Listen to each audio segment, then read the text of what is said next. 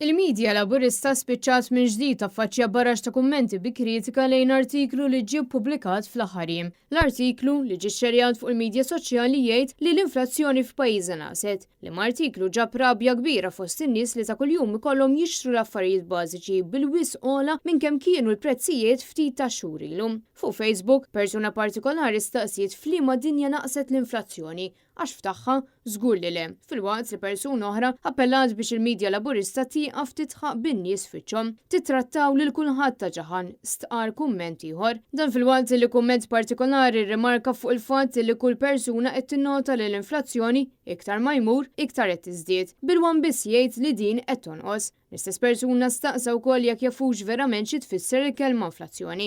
U filwaqt li dan il-headline ġab rabja kbira, persuna oħra qalet li dan l-istess titlu ġie dirett minn Kastilja. Dan b'referenza l-influenza u kontroll assolut li Robert Abela għandu fuq il-klikka tiegħu fin-newsroom tal-Wan biex jipprova jbellaħa lin-nies li l-onli tal-ħajja mhix parti minn ħajjitna.